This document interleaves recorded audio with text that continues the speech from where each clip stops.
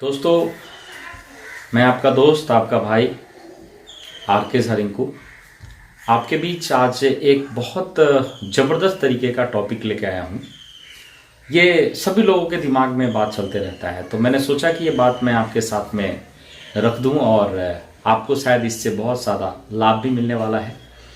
तो दोस्तों, वो जो टॉपिक का नाम है वो ये है कि हम कब आरसीएम बिजनेस में अपना सेकेंड लेग ओपन करें। मतलब कि आपका एक जब ज्वाइनिंग करते हैं तो एक लेग में तो मानकर चले बिजनेस स्टार्ट हो जाता है, लेकिन आप दूसरा लेग ओपन करना चाहते हैं तो वो ओपन कब करें।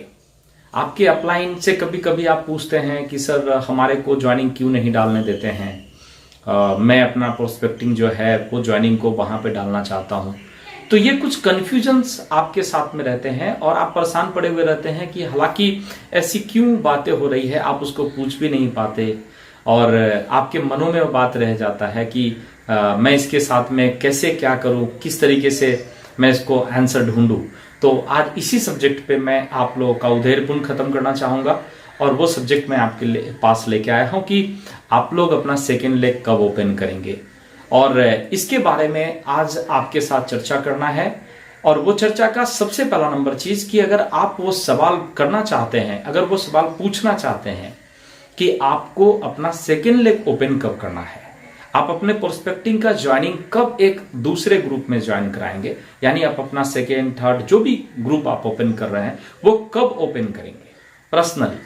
तो सबसे पहला नंबर चीज आपको ख्याल रखना है कि सिस्टम जो इजाजत देती है वो तब कहती है कि आप अपना सेकेंड लेग ओपन करें जब आप यहां से अपने बलबूते पे, अपने पांव पे खड़ा हो जाते हैं, यानी सिस्टम को आप खुद ऑपरेट करने लग जाते हैं, तो ही सर आपको सिस्टम इजाजत देती है आपके सेकेंड लेग ओपन करने के लिए। अब दोस्त थोड़ा सा ख्याल रखेंगे कि सिस्टम में क्या क्या बात की ऐसी जानकारी आपको रखना पड़ेगा, वो बात मैं बात करूंगा आपके साथ। तो सबसे पहला नंबर पॉइंट कि जब तक आपको अपना दूसरा लेग ओपन नहीं करना है, जब तक कि आप आरसीएम का प्लान खुद से ना दिखा दे और खुद से दिखा के आप लोगों की ज्वाइनिंग ना करा ले, जब तक आपके अपलाइन जाके प्लान दिखाएंगे और ज्वाइनिंग उठेगा, तो ये सिस्टम इजाजत नहीं देती। क्योंकि अगर वो जाएंगे तो काम होगा, नहीं जाएंगे तो काम नहीं होगा, तो आपका काम नहीं चलने वाला है। इस वजह से अगर आप अपना दूसरा लेग ओपन करना चाहते हैं तो चेक करिए क्या आपको मार्केटिंग प्लान दिखाने आया, क्या आपके मार्केटिंग प्लान से जो लोग ज्वाइनिंग कर रहे हैं। अगर नहीं आ रहा है तो पहला काम आप मार्केटिंग प्लान सीखे, फिर मार्केटिंग का वो प्लान दिखाते हुए ज्वाइनिंग करवाए, तो आप अपने सेकेंड लेग में ज्वाइनिंग करा सकते हैं। दूसरा नंबर चीज आता है कि आप अगर सेकेंड लेग ओपन करना चाहते हैं तो दूसरा नंबर पॉइंट चेक करिए कि क्या आपके पास में आरसीएम की सिस्टम आपको पता है। सिस्टम बोले तो सिस्टम में आता है सबसे पहला नंबर चीज 6 बेसिक, क्या आपको पता है? क्या आपको 8 कोर स्टेप पता है? क्या आप आरसीएम बिजनेस का 7 कार्डिनल रूल्स जानते हैं?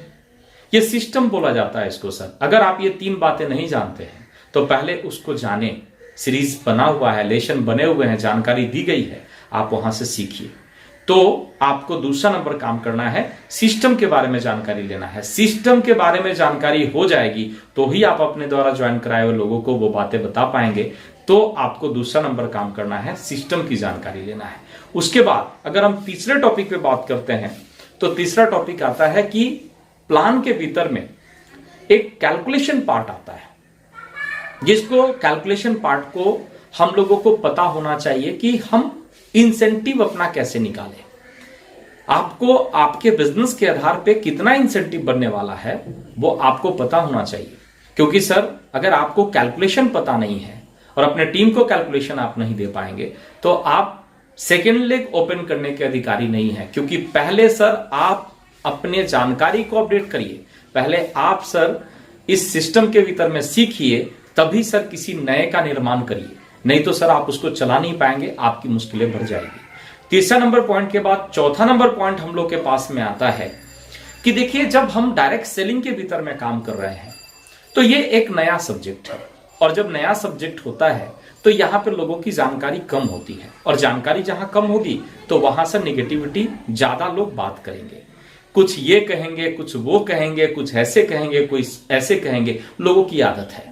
तो मैं आपको कहना चाहता हूं कि आपको लोग निगेटिव से निगेटिव क्वेश्चन करे इस इंडस्ट्री के बारे में, डायरेक्ट सेलिंग के बारे में, आरसीएम के बारे में, तो आपके पास क्या इतनी जानकारी है कि आप उनके क्वेश्चन का ऑब्जेक्शन हैंडलिंग कर सके, पूरी जानकारी दे सके? अगर आपको लगता है कि वो सारे के सारे चीज आप आंसर कर सकते हैं, तब तो सर आप सेकेंड लेग ओपन करें।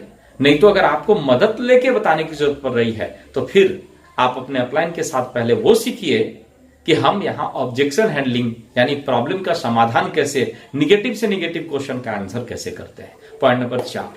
पॉइंट नंबर 5 आता है आपके पास में कि आप जैसे ही ज्वाइनिंग डालते हैं, तो ज्वाइनिंग डालने के साथ में आपकी पूरी की पूरी व्यवस्था यानी ज्वाइनिंग कैसे अपडेट होता है।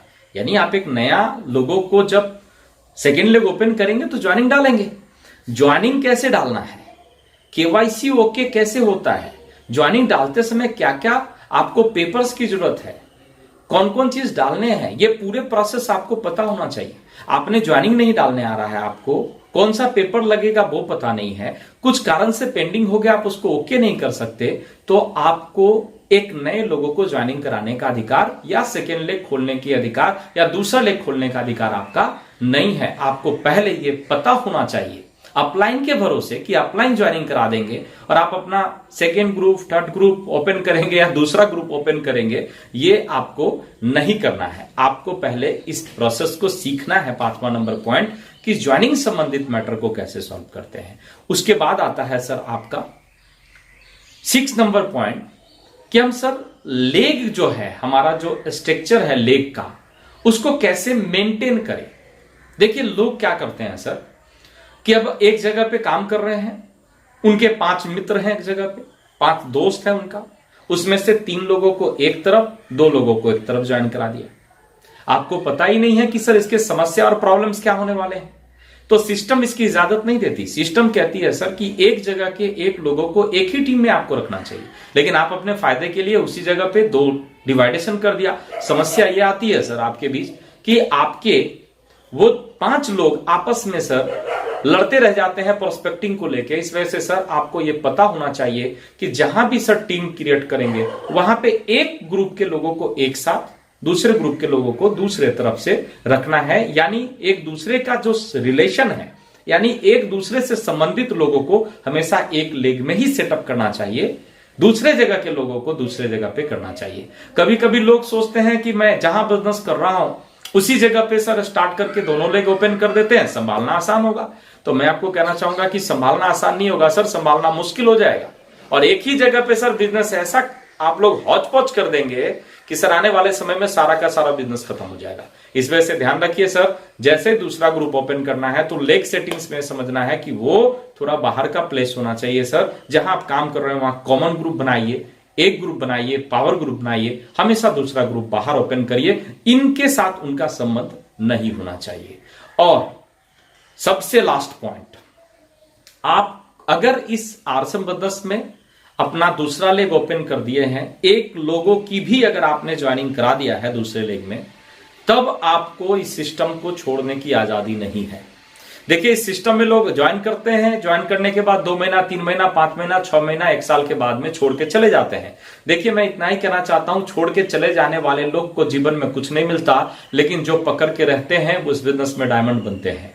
दोस्त समस्याएं प्रॉब्लम सारे काम में है, समस्या प्रॉब्लम से यहां भी आपको फेस करना पड़ेगा।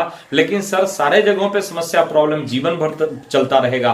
यहां प्रॉब्लम सर ज्यादा से ज्यादा 5 साल हो सकता है, उसके बाद आपकी लाइफ सर राजा के जैसा होने वाला है और आपकी जनरेशन इस बात के लिए खुशियां मनाएगी कि आपने आरसीएम बिजनेस को ज्वाइन किया, डायरेक्ट सेलिंग को ज्वाइन किया। तो दोस्तों याद रखिए, आपको सिस्टम इजाजत इस वजह से सेकेंड लेग ओपन करने का नहीं देती, दूसरी ग्रुप ओपन करने का नहीं देती कि आप कितने दिन टिकने वाले हैं। कहीं ऐसा तो नहीं कि आप आएंगे और फिर चले जाएंगे और आपने एक लोगों को ज्वाइन करा दिया।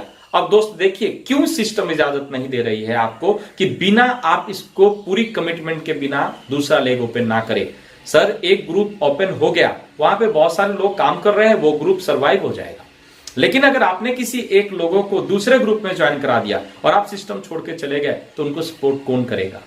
तो कहीं ना कहीं सर आपने जो उनको उत्पन्न किया है, उत्पत्ति किया है, वो आपको जीवन भर बद्दुआ देंगे। इससे बेहतर है सर कि आप एक कमिटमेंट बनाइए, और जब तक आपके पास में ये 7 पॉइंट नहीं मेंटेन हो जाए जो मैंने आपको डिस्कस किया, तो आपको दूसरे लेवल पे नहीं करना चाहिए। मेरे को लगता है कि मैं आज आपको इस टॉपिक पे समझा पाया कि आपको क्यों आपकी अपलाइन सिस्टम रोकती है दूसरे ग्रुप को ओपन करने के लिए। तो अगर आप अपना दूसरा ग्रुप ओपन करना चाहते हैं तो पहले चेक करिए कि क्या आप ये 7 पॉइंट मेंटेन कर रहे हैं, क्या ये 7 बिंदु आपको पता है। नहीं है तो पहले सीखिए, उसके बाद आप अपने दूसरे ग्रुप को ओपन करिए। बहुत अच्छा लगा दोस्त आपसे बात करके, फिर मुलाकात करेंगे। थैंक यू, धन्यवाद, जय आसिया।